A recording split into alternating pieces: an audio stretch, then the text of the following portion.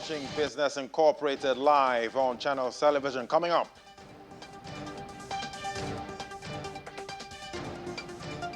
South African government warns of delaying decarbonizing sectors could cost the country trade partners and jobs. While Kenya seeks fresh 90 billion shilling loan from the World Bank.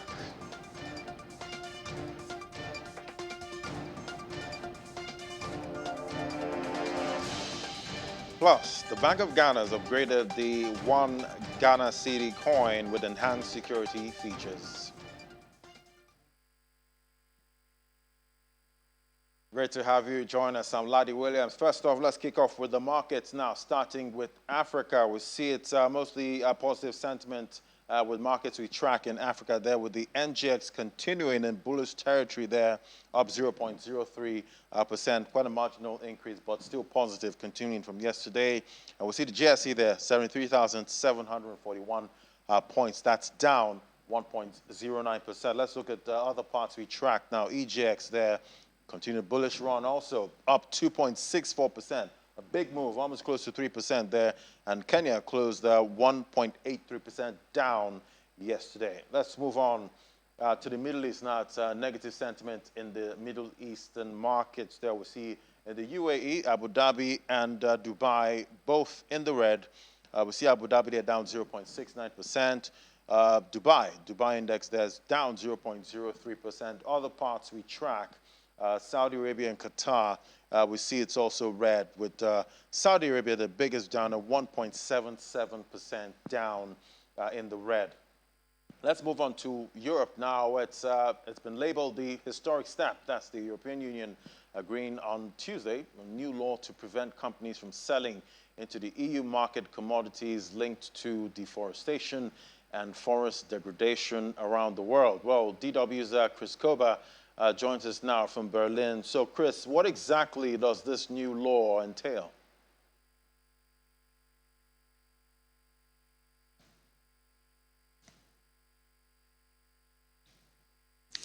It means that companies will have to produce a due diligence statement showing their supply chains are not contributing to the destruction of forests before they sell goods into the EU. Companies need to show when and where the commodities were produced and provide verifiable information that they were not grown on land deforested after 2020. Corporations also need to show that goods they import comply with rules in the country of origin, including human rights and the protection of indigenous people. The law will apply to soy, beef, palm oil, wood, cocoa, and coffee, and some derived products including leather, chocolate, and furniture. Rubber, charcoal, and some palm oil derivatives were included at the request of EU lawmakers. The chairman of the European Parliament's Environment Committee hailed the agreement and how its impact would feed through to everyday items people here in Europe consume. It is the coffee we have for breakfast, the chocolate we eat, the coal in our barbecues, the paper in our books. This is radical, he said. Failure to comply with any of the aspects of this law would result in hefty fines of up to 4% of a company's turnover in an EU member state. Now, after having struck the deal this week, EU countries and the European Parliament must now formally approve the legislation. The law can enter into force 20 days later, after which large companies have 18 months to comply and smaller firms 24 months. All right, but why has the EU come up with this plan?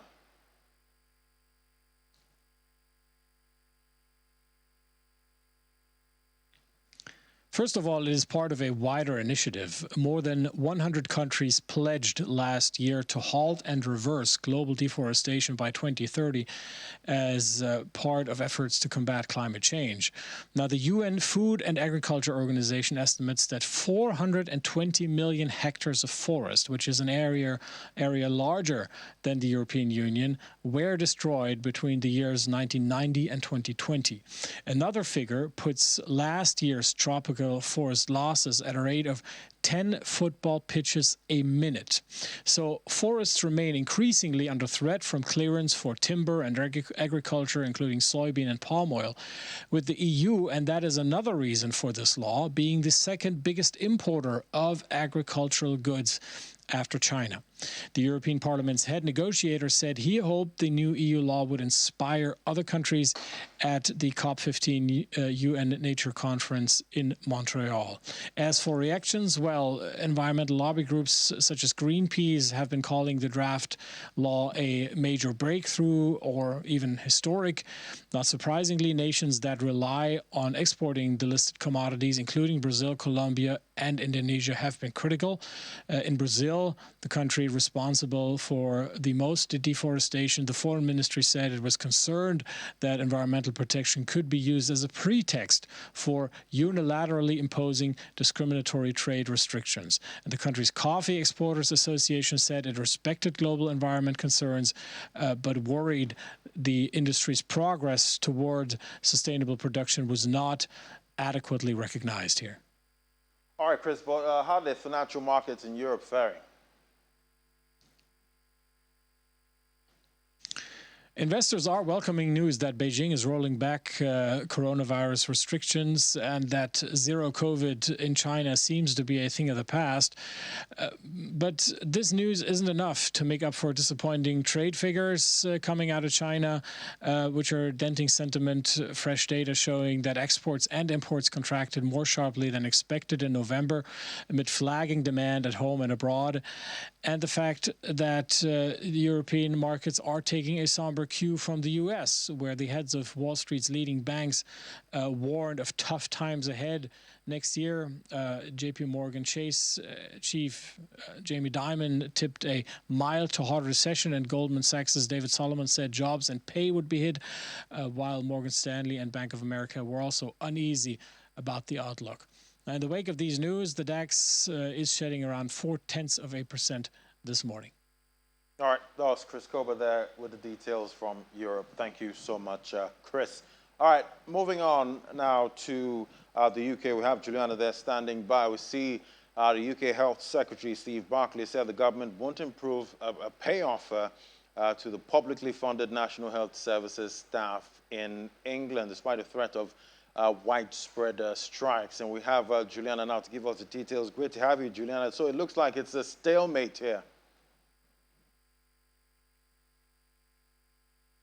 So, we shouldn't take this lightly. There is going to be a series of disruptive strikes taking place across this country in the run-up to Christmas and in the new year. This was something that the Prime Minister Rishi Sunak is being tackled about as we speak, because Prime Minister's Questions is currently underway in the House of Commons. And you're right, Stephen Barclay, the Health Secretary, he was speaking on a BBC radio show, Radio 4 Today, this morning, and he said, look, we cannot budge. We've offered 4.75%. We know that inflation is at 11%, and we can't go any further with nurses in the UK. And he says the government are stuck because they rely, when it comes to public sector pay, on an independent pay review body, and they have deemed this private third party that 4.75% is fair. If it goes any higher than that, then that can fuel inflation, because of course if a lot of people have got a load of cash in their pocket, they are going to spend, and it is going to push up the demand of prices. But of course that is not going to be enough to appease union bosses. So there are a series of coordinated strikes that have been taking place and will be taking place in the coming weeks. Of course, the big one is going to be nurses and ambulance workers. I believe this is taking place on the 16th and the 18th of December. This is incredibly serious. Over 100,000 medical professionals will not be working, and it comes at a time when the NHS is in a very critical juncture already. They were already struggling during the pandemic, of course, because we allotted all time and all services to handling the COVID pandemic. There's been a backlog of people waiting to have pretty serious surgeries, including cancers. If you are in the UK, you will be seeing on your television screens and in newspapers testimonies upon testimonies of people that have been talking about the serious issues they've been having waiting in ambulances for 2 or 3 hours outside of hospitals because there's no space within the wards, as well as some people waiting 10 hours. 10 hours in an emergency for an ambulance to come. This is happening in Britain, yeah? So, not everything is going well here. Also, the railway workers, we know that that's been taking place over several months this year. They are going to be striking over a series of dates. I believe there will be 48-hour walkouts starting next week. This is also going to be taking place on Christmas Eve. A lot of people, Laddie, that live in London, have family outside of the capital. They typically go home on Christmas Eve. They're not going to be able to do this. So that is a huge shambles. And the third big strike is obviously the postal strike, the postal workers. They're not happy. Again, same with nurses, the teachers and other union members with jobs, pay and conditions. This is a huge headache for Rishi Sunak, who is determined not to see the country grind to a halt. He's challenged the Labour opposition leader to say that, to stop asking your MPs to back these credulous union bosses because we're all going through the same issues, and it's just something we have to face as a country together. Not enough to avert the strikes, though, Laddie. Yeah, so such a tough time, income squeeze, but you can't raise wages so you don't stoke inflation. So much to deal with there. We still got that data, trade data, say China-UK trade slumped about 6.7%. What's driving that? Well, I think it's pretty fair to say that, these are poor trading data that was released this morning. I think, it's not just a UK-China issue. We've all seen and we've all heard how, Xi Jinping's zero COVID policy hasn't worked. It's backfired. Lots of companies, including the likes of Apple, have said it's impacting their production. They're going to be producing less iPhones and iPads from the region in the beginning of 2023. And also it is consumer confidence. Consumer confidence is fledgling, which is why imports and exports from the country are falling. But when it comes to the UK-China relationship, it appears to be at a crossroads. We did hear from Rishi Sunak last week, didn't we? Where he said in his first foreign policy address that the golden era of China-UK relations is more than over. We've seen it with some of the policies that the business secretary has put in place. One being that Huawei is not going to be a part of the UK's 5G infrastructure. In fact, it was. They ripped it all out during some pretty serious security concerns. And we have also heard from the Chinese ambassador to the United Kingdom. He was speaking at an economic forum at the London School of Economics last month, Zheng Zhuang, and he said, look, things cannot continue the way they are. We want Britain to stop politicising every economic measure that's taken place in Beijing because it affects our relationships. So I think, if you look at the data, I believe in the first 11 months of this year, trade between the two countries was worth about $9.11 billion. As you said, this is a 6.7% fall. It is due to the politicisation of their relationship, but also it is down to the fact that the zero COVID policy has not worked in China, which is why it's being lifted. Yeah, quite interesting. It actually got more lifting today. But how are the markets looking? Market's not great at the moment. The FTSE's very much in the red. There seems to be a dip in the oil markets. I believe a barrel of Brent crude is picked to be its lowest level this year. I think a barrel will cost you just under $80. We've also seen a fall in the commodities market, which is really way down the blue chip index at intraday. The FTSE All Share is down 0.15%. The FTSE 100 is down by 0.14%, and the FTSE 250, the domestic market, that's down by 0.40%. In the currencies market, the British pound is currently rallying against the US dollar. It's up by 0.25%, though it's down against the euro by 0.05%. And the British pound at intraday is up against the Japanese yen by 0.69%, Laddie. All right, thank you so much, Juliana. We'll talk to you tomorrow. Talk tomorrow. That's Juliana there giving us the details from the UK. Let's quickly flip over to the US markets now. See, stock futures slid with traders fretting over the possibility of a recession as the Federal Reserve could raise rates for longer than expected. We see behind me there, we see Dow Jones Industrial Average Futures down 0.15%, S&P 500 also down 0.25%, and the NASDAQ, tech-heavy NASDAQ there, 11,524 points. Let's get a summary of yesterday's close now from our correspondent, Maria Bird. The only top story in the U.S. as the U.S. stock market fell for the second straight day in a row. The Dow Jones dropped by 350 points, closing at 1.3% down. The S&P 500 closed at 1.4% down, and the heavy tech NASDAQ closed at 2% down. Many are concerned that investors are becoming scared and worried that the U.S. marketplace will not recover and that the U.S. economy could go into a slight recession. This could also create more interest rate hikes in 2023 than expected, even though the Federal Reserve Chairman Powell stated last week that he would have a slowing down of interest rate hikes. If inflation continues and the U.S. economy continues to suffer, we could see continued inflation, which would have an adverse effect on the U.S. stock market. All right, that was Maria Bird there with a summary of yesterday's close in the U.S. markets. Well, we'll take a break now. When we come back, more stories on the African continent. To stay with us.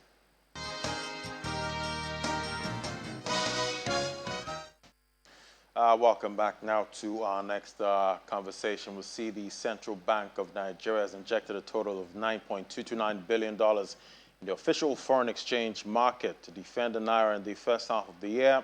The amount is 58.3% or $3.4 billion higher than the $5.83 billion intervention by the Apex Bank in the market in the 2021 corresponding period. Well, joining us now is Gospel Obele, Chief Economist at Streetnomics. Great to have you on the program. Hi, Laddie. Good afternoon. Thank you for having me today. Good afternoon. So I see most African countries are struggling, right now with FX inflows. What do you think is the reason for this? Well, to a very large extent, African economies haven't really recovered from the pandemic. Yes, there's broken supply chain and overall slowdown in economic activities. I've also seen again by default, which has also always been the narrative, is the fact that we're not really a competitive region in terms of growing the supply base of foreign exchange through products and economic regional competitiveness, as the case may be. So that's another reason. A third angle to the conversation would be some form of recent withdrawal of policy stimulus and support, by the international community. Number one, due to the Russian-Ukraine war, and more recently due to the growing cost of living / the looming recession at hand.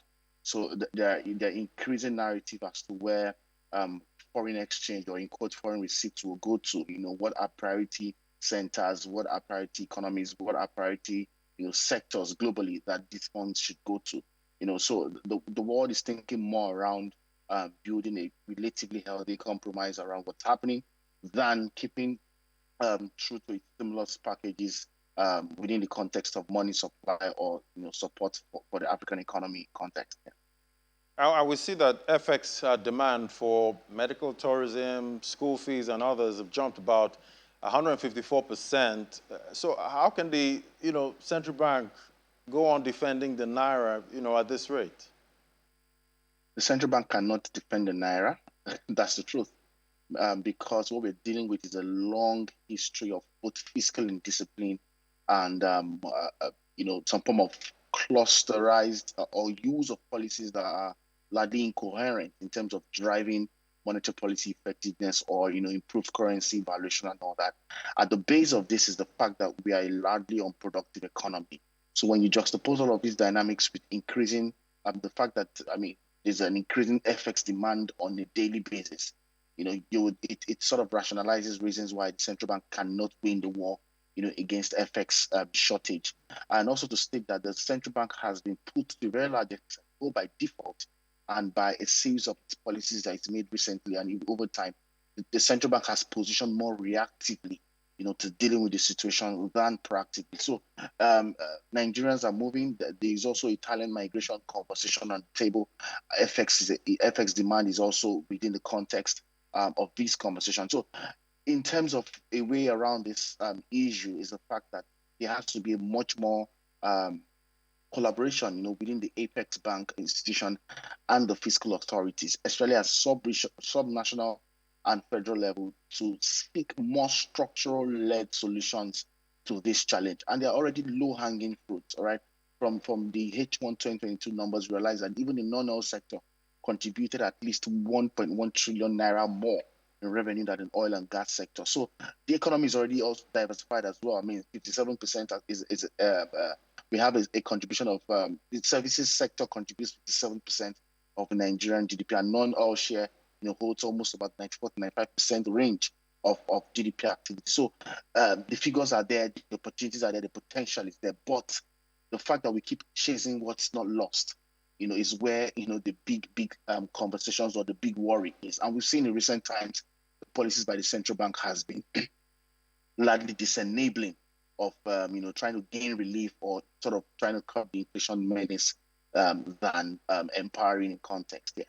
Yeah, most central bankers are actually struggling, at this time. But we did get that circular from the CBN on over-the-counter cash withdrawals, putting those limits on it. What do you think are the pros and cons in your view? Well, it's a mixed reality conversation. The good side of first to say that the central bank has been seeking to control money supply for a while now, ever since the pandemic.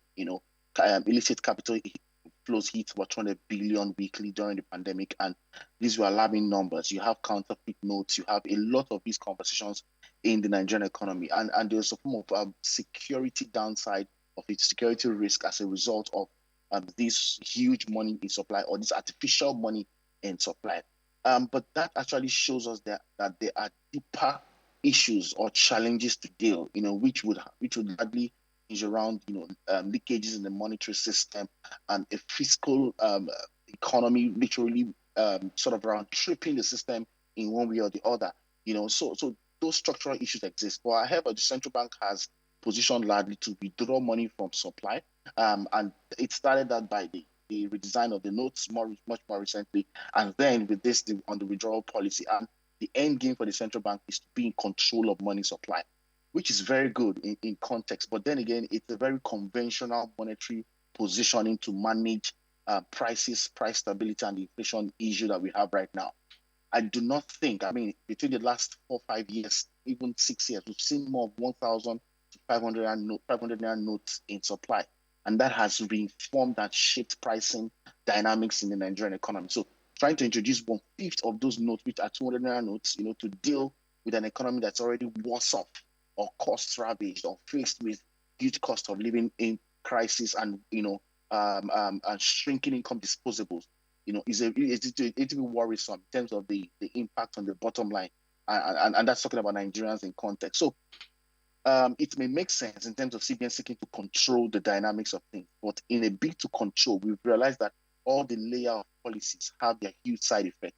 Let's not forget also that the inflationary commission we have is, it's faced with a looming food crisis, and we've had flood issues recently. Okay. We also have a worsening currency argument as well. So I'm actually looking out for how this policy will play out.